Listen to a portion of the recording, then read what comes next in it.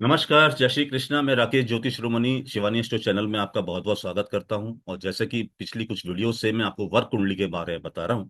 और last video में मैंने आपको D12 चार्ट यानी द्वादशांश चार्ट के बारे में बताया था कि द्वादशांश चार्ट किसके लिए देखा जाता है, किसके लिए यूज होता है, कैसे वो बनाया जाता है। D1 चार्ट अगर आपके पास है तो द्वादशांश चार्ट आपको कैसे बनाया जाएगा। आल्दो आज की डेट में हमारे पास सॉफ्टवेयर हैं, लेकिन फिर भी आपको मालूम होना चाहिए कि द्वादशांश चार्ट कैसे बनता है। मैंने देखा है कि कुछ सॉफ्टवेयर के अंदर जब वर्ग चार्ट बनाए जाते हैं तो उनमें ग्रहों की प्लेसमेंट अलग राशि में हो जाती है।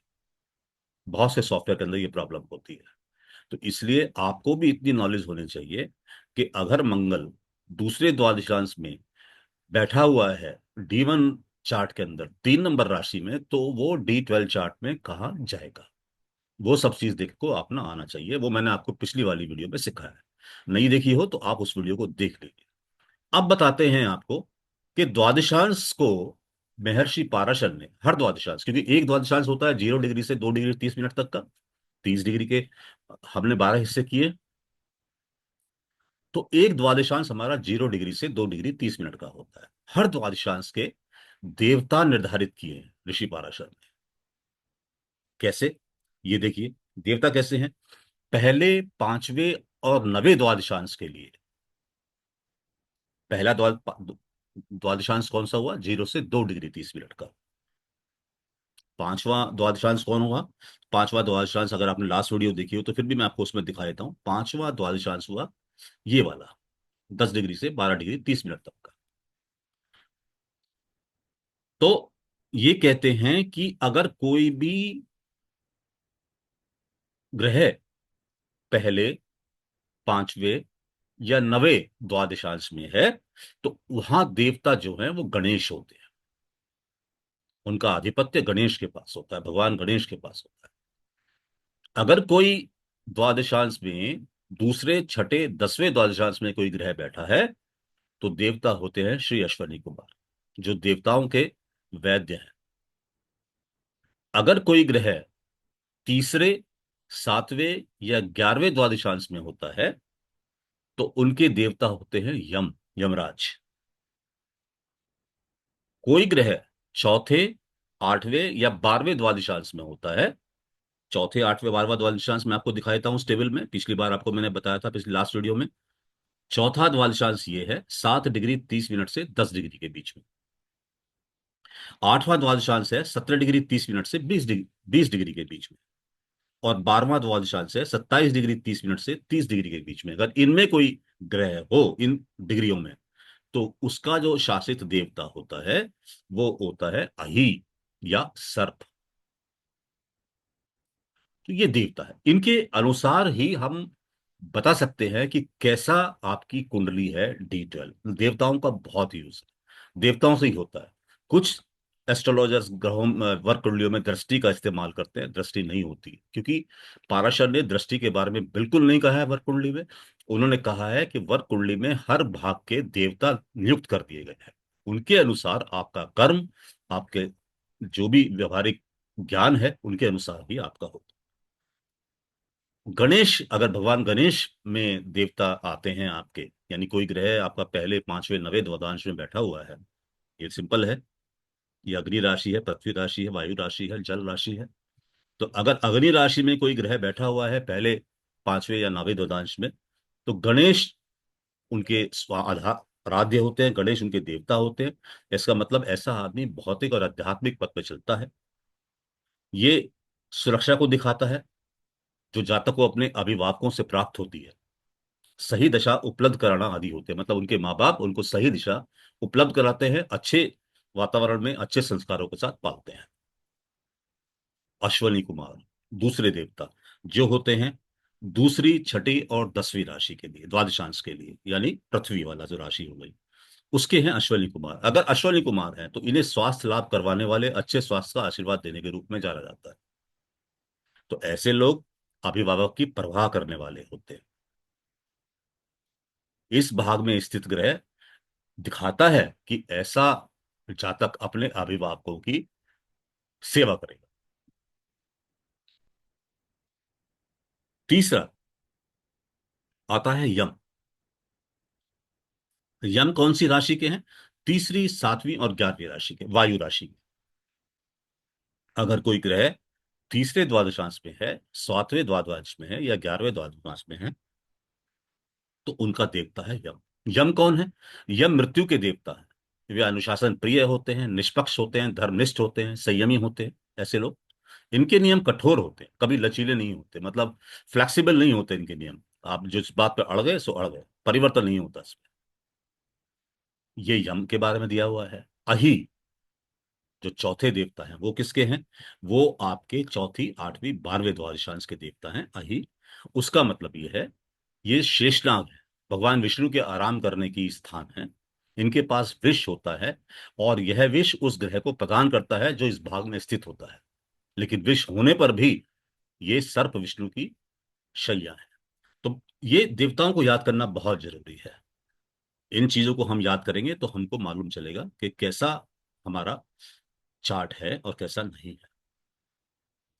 D3 और D12 चार्ट में भी संयुक्त सारणी भी मैं आपको बता देना चाहता हूं, यही बहुत इंपॉर्टेंट होती है। देखिए, देशकाल में मैंने पीछे कुंडली पढ़ाई है आपको, कि जब एक राशि के 3 भाग करते हैं तो देशकाल होता है, यानी 0 से 10 डिग्री, 10 से 20 डिग्री, 20 से 30 डिग्री। और 12 भाग करते हैं तो द्वादशांश होता है, 1 से 2, 0 से 2 डिग्री 30 मिनट का एक द्वादशांश, 2 डिग्री 30 मिनट से 5 डिग्री का दूसरा द्वादशांश, इस तरीके से।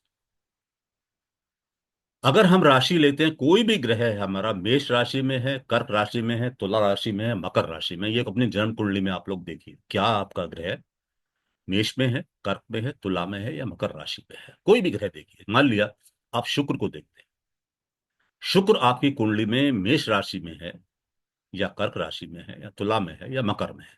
अगर इन चार राशियों में से किसी एक राशि में है, और वो 5 डिग्री,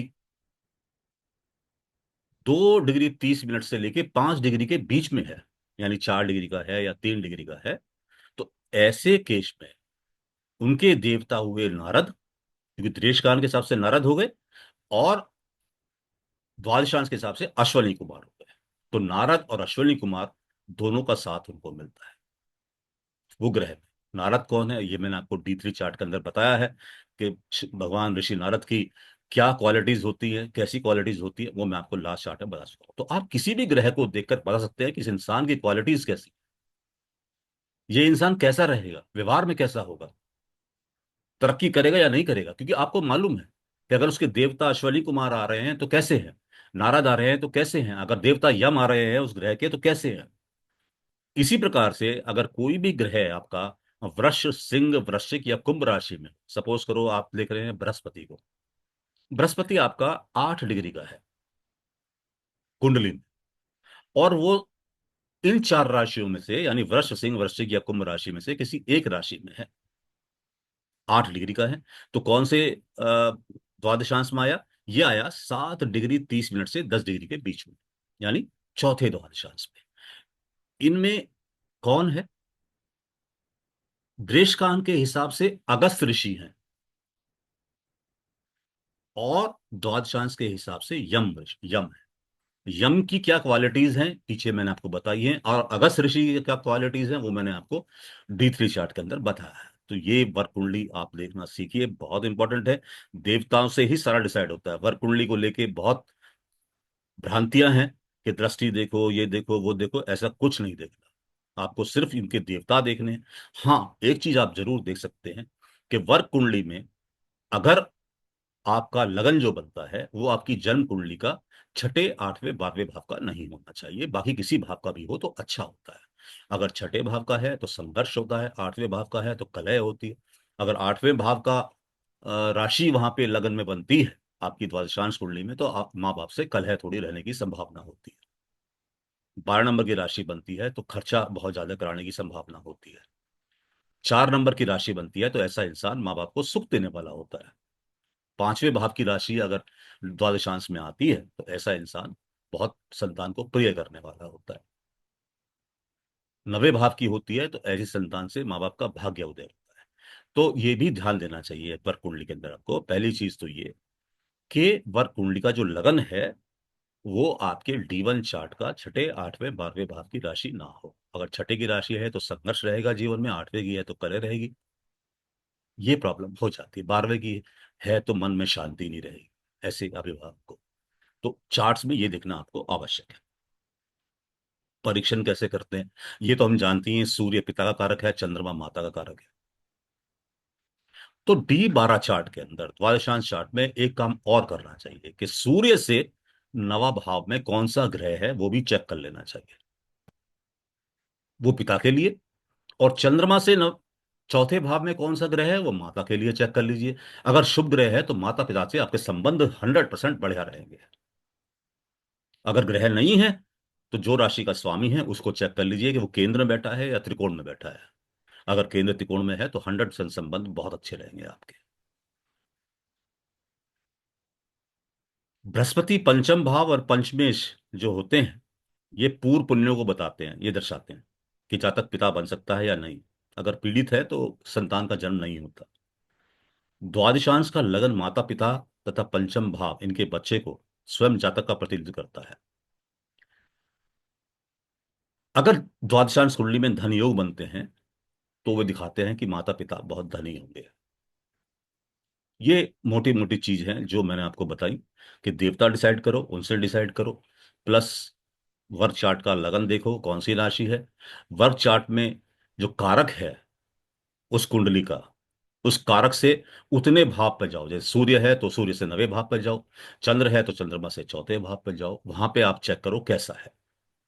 और कारक की पोजीशन वर्क कुंडली में कैसी है, सूर्य वर्क कुंडली में कहाँ बैठा है, छठे आठवें बारहवें में तो नहीं, चंद्रमा वर्क कुंडली में कहाँ बैठा है, क्योंकि सूर्य पिता को रिप्रेजेंट करता है, चंद्रमा माता को रिप्रेजेंट करती है, वो वर्क कुंडली में कहाँ बैठा है, छठे आठवें बारहवें में तो नहीं।